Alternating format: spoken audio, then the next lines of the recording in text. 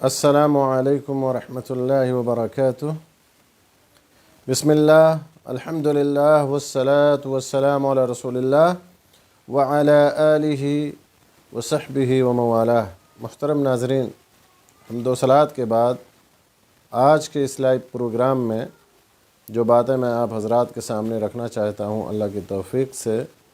وہ ماہ رجب کی بدعات کے بارے میں۔ اس سے پہلے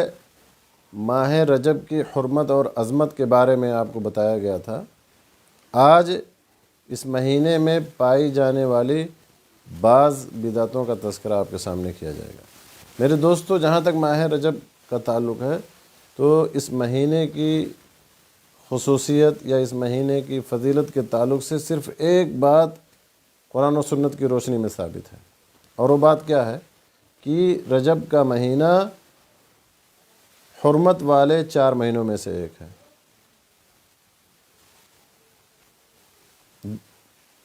اور ان حرمت والے مہینوں کا ذکر اللہ سبحانہ وتعالیٰ نے قرآن پاک میں کیا کہ مہینوں کی تعداد اللہ کے نزدیک 12 کی ہے لوح محفوظ میں، اور یہ اسی دن سے ہے جس دن سے کہ اللہ نے آسمان و زمین کو پیدا فرمایا۔ ان میں سے 4 مہینے حرمت والے عظمت والے ہیں، اور 4 مہینے کون کون سے ہیں؟ ان مہینوں کا ذکر یا ان مہینوں کا نام ابو بکر رضی اللہ تعالیٰ عنہ کی حدیث میں آیا، جو صحیح بخاری کے حوالے سے ہے کہ نبی صلی اللہ علیہ وسلم نے حجۃ الوداع کے موقع پر خطبہ دیتے ہوئے فرمایا تھا کہ سن لو، زمانہ گھوم پھر کر پھر اسی حالت پر آ گیا ہے جس حالت پر اس ٹائم تھا جب اللہ نے آسمان و زمین کو پیدا کیا تھا۔ سال میں 12 مہینے ہوں گے، 12 مہینوں کا سال ہوگا، اور ان میں سے 4 مہینے حرمت والے عظمت والے ہیں، 3 پے در پہ کانٹینیو لگاتار ہیں۔ ثلاثۃ متوالیات، ذوالقعدہ وذوالحجہ والمحرم۔ ذوالقعدہ، ذوالحجہ اور محرم، یہ تینوں لگاتار ہیں، پے در پہ ہیں۔ اور چوتھا مہینہ ورجب مضر الذی بین جمادی و شعبان، چوتھا مہینہ رجب کا مہینہ ہے جو جمادی الاخرہ اور شعبان کے درمیان واقع ہوتا ہے، جو جمادی الاخرہ اور شعبان کے درمیان آتا ہے۔ تو اس آیت مبارکہ سے اور اس حدیث سے یہی ثابت ہوتا ہے کہ رجب کا مہینہ حرمت والے مہینوں میں سے ایک ہے۔ اور حرمت کا معنی جیسا کہ مفسرین نے اور اہل علم نے بیان کیا ہے کہ ان مہینوں کی حرمت کا مطلب یہ ہے کہ ان مہینوں میں ظلم و زیادتی کرنا، قتل و غارت گری کرنا، فتنہ و فساد برپا کرنا، گناہ و معصیت کا ارتکاب کرنا بنسبت دوسرے مہینوں کے زیادہ خطرناک یا زیادہ باعث گناہ۔ ورنہ ہر مہینے میں ظلم و زیادتی کرنا حرام، ہر مہینے میں قتل و غارت گری کرنا باعث گناہ ہے، لیکن ان مہینوں میں اس کی حرمت میں اضافہ ہو جاتا ہے۔ صرف اور صرف یہی خصوصیت ہے اس مہینے کی، ماہ رجب کی صرف اور صرف یہی خصوصیت کہ یہ مہینہ حرمت والے 4 مہینوں میں سے ایک۔ اس کے علاوہ الگ سے اس مہینے کی کوئی خصوصیت، کوئی فضیلت صحیح دلائل کی روشنی میں ثابت نہیں۔ لیکن اگر آپ اس مہینے میں مسلمانوں کے حالات پہ نظر دوڑائیں گے تو آپ کو پتہ چلے گا کہ ان کے درمیان اس مہینے میں طرح طرح کی بدعتیں پائی جاتی ہیں۔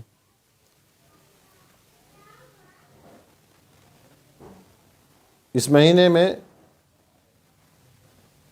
کچھ مسلمان ایسے ہیں جو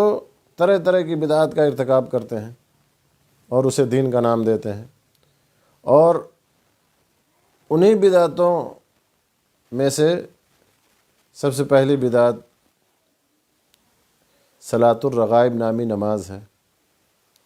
یہ نماز اس مہینے کی پہلی جمعہ رات کو ادا کی جاتی ہے، اور اس نماز کے بدعت ہونے میں کوئی شک اور شبہ نہیں ہے۔ اور اس سلسلے میں جتنی بھی حدیثیں بیان کی جاتی ہیں وہ سب کے سب میرے دوستو من گھڑت اور موضوع روایات۔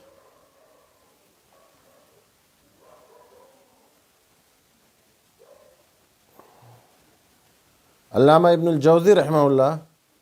الصلاۃ الالفیہ کے بارے میں بیان کرتے ہیں، یا اس بارے میں جو حدیث بیان کی جاتی ہے اس کے بارے میں لکھتے ہیں کہ اس حدیث کے موضوع ہونے میں کوئی شک نہیں۔ اسی طرح سے حافظ ابن رجب رحمہ اللہ کہتے ہیں کہ ماہ رجب کے پہلے جمعہ کی رات میں صلاۃ الرغائب پڑھنے کے متعلق جو احادیث مروی ہیں وہ سب کی سب جھوٹی، باطل اور غیر صحیح ہیں۔ یہ نماز جمہور علماء کے نزدیک بدعت ہے جو چوتھی صدی ہجری کے بعد ظاہر ہوئی۔ اسی طرح سے امام نووی سے بھی مروی ہے کہ یہ نماز جو ہے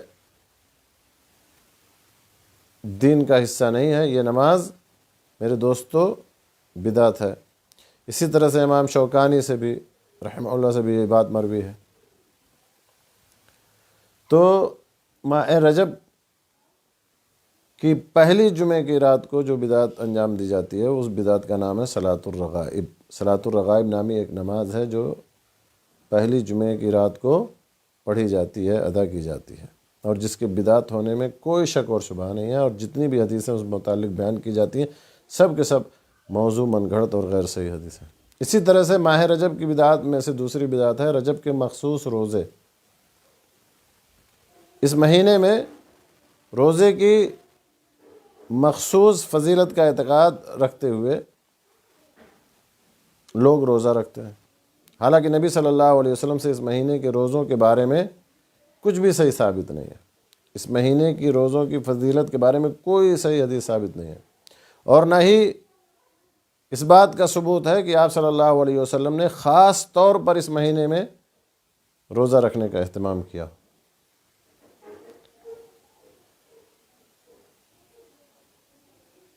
حافظ ابن حجر رحمہ اللہ فرماتے ہیں کہ لم يرد فی فضل شہر رجب ولا فی صیامہ ولا فی صیام شیء منہ معین ولا فی قیام لیلۃ مخصوصۃ فی حدیث صحیح یصلح للحجہ، کہ رجب کی فضیلت یا اس کے روزوں کی فضیلت یا اس کے کسی معین دن کے روزے کی فضیلت کے بارے میں کوئی صحیح حدیث وارد نہیں ہے جو قابل حجت ہو۔ امام شوکانی سے بھی اسی طرح کی بات مروی ہے، امام ابن الجوزی رحمہ اللہ سے بھی اسی طرح کی بات منقول ہے۔ تو رجب کے مہینے میں خصوصیت سے روزہ رکھنے کا اہتمام کرنا، اس کا کوئی ثبوت نہیں ہے۔ اس مہینے میں اگر کوئی شخص ایسے ہی نفلی روزہ رکھتا ہے تو کوئی حرج نہیں ہے، جیسے دوسرے مہینے میں رکھنا نفلی روزہ رکھنا جائز ہے، اس مہینے میں بھی نفلی روزہ رکھنا جائز ہے۔ لیکن اگر کوئی شخص اس مہینے میں خصوصیت کے ساتھ روزے کا اہتمام، کبھی روزہ نہیں رکھتا ہے لیکن رجب میں روزہ رکھتا ہے اور یہ اعتقاد رکھتا ہے کہ اس کا اجر و ثواب زیادہ ملے گا، تو یہ بدعت ہے میرے دوستو۔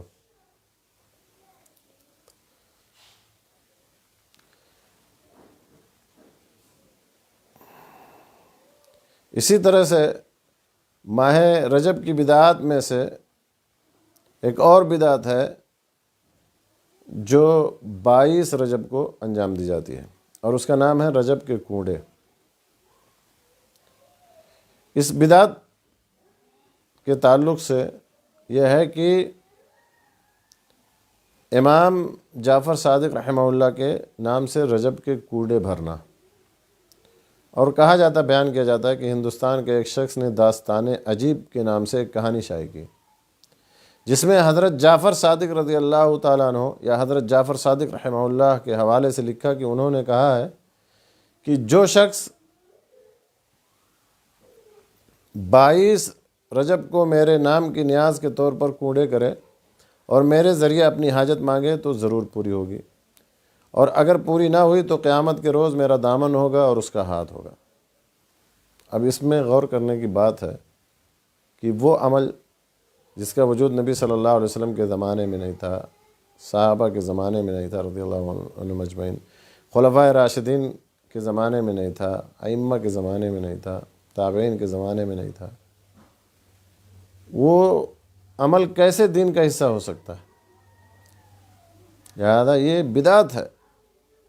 رجب کے کوڑے بھرنا بھی بدعت ہے، یہ ماہ رجب کی بدعات میں سے ہے۔ اسی طرح سے میرے دوستو، ماہ رجب کی بدعات میں سے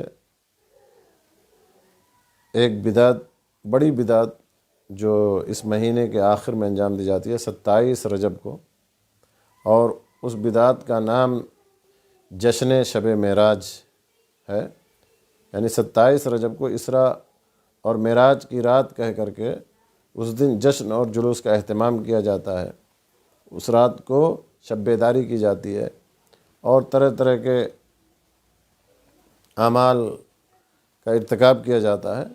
یہ سب بدعات میں سے، کیونکہ سب سے پہلی بات تو یہی ثابت نہیں ہے کہ 27 رجب اسراء اور معراج کی رات ہے، یعنی اسراء اور معراج کا واقعہ 27 رجب کو پیش آیا۔ اس بارے میں ہی علماء کے درمیان اختلاف ہے۔ لہذا الرحیق المختوم میں علامہ صفی الرحمن مبارک رحمہ اللہ اس سلسلے میں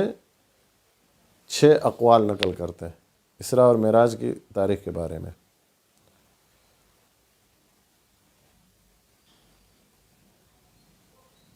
6 اقوال نقل کرتا ہے۔